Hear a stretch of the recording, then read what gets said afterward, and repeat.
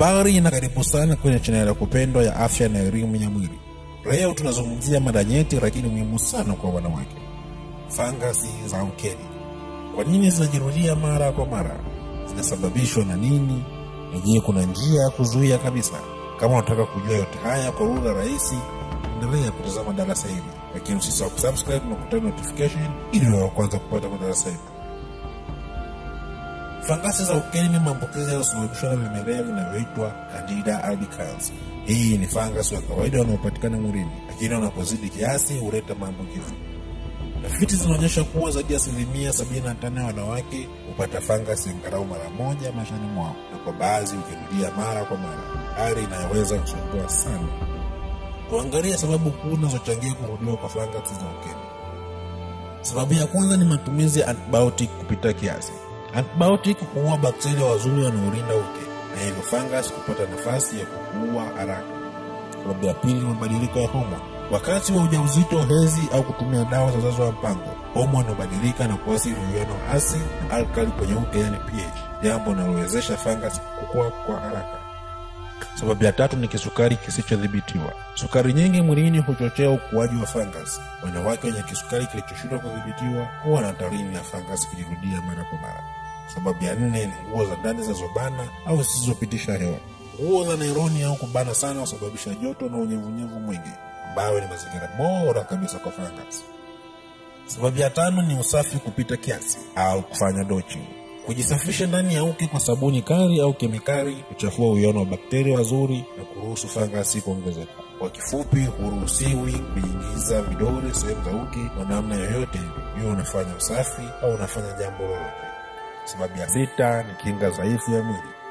Magonjwa sugu kama ukimwi, stress nyingi au lishe duni hupunguza uwezo wa mwili kujilinda dhidi ya maambukizi. Dalili kuu ambazo mwanamke hupata anapopata fangasi pamoja na kuwashwa sana ukeni, maumivu wakati wa kukojoa na kushiriki tendo la ndoa, kutoka na uchafu mweupe mzito kama maziwa yaliyoganda, harufu isiyo ya kawaida. Hapa ni njia bora za kujikinga dhidi ya fangasi za ukeni. Ya kwanza, vaa nguo za ndani za pamba na zisizobana. Ya pili, epuka kutumia sabuni au dawa za kemikali kwenye uke. Ya tatu, oga mara kwa mara lakini kwa maji safi tu bila sabuni ya ndani. Kula vizuri na kunywa maji mengi. Dhibiti sukari kwenye mwili, hasa kama una ugonjwa wa kisukari. Tumia probiotics kama mtindi au virutubisho vya kusaidia bakteria wazuri, na mwisho usitumie antibiotic bila ushauri wa daktari. Kuna tiba asili ambazo zimekuwa zikitumika kwa muda mrefu kusaidia kupunguza au kutibu fangasi za ukeni.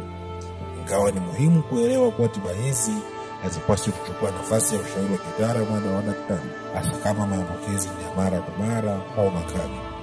Hapa chini ni tiba asili zinazotumika na kusaidia baadhi ya wanawake. Tiba ya kwanza ni mtindi na ni yogurt ya asili isiyo na sukari. Mtindi una bakteria wazuri kama lactobacillus ambao husaidia kuleta uwiano sahihi wa bakteria ukeni. Matumizi: unaweza kula kila siku au wengine hutumia kiasi kidogo kwa njia ya nje, yaani unapaka kwenye eneo la uke kwa muda mfupi, lakini angalizo, njia hii ya kupaka inahitaji uangalifu mkubwa sana na usafi. Swala la pili ni kitunguu saumu au gari. Kitunguu saumu kina kemikali iitwayo allicin ambayo ina sifa ya kupambana na fungus. Matumizi: kula kitunguu saumu kibichi au ongeza kwenye chakula kila siku. Usikiingize ndani ya uke, kwani inaweza kusababisha mwasho au madhara makubwa. Swala la tatu ni mafuta ya nazi. Mafuta ya nazi yana antifungal properties ambazo hupambana dhidi ya fungus na Candida albicans. Matumizi yake: paka kidogo sehemu ya nje ya uke mara moja au mara mbili kwa siku. Hakikisha ni safi na asilia, usitumie mafuta ya kiwandani. Swala la nne ni aloe vera au mshubiri.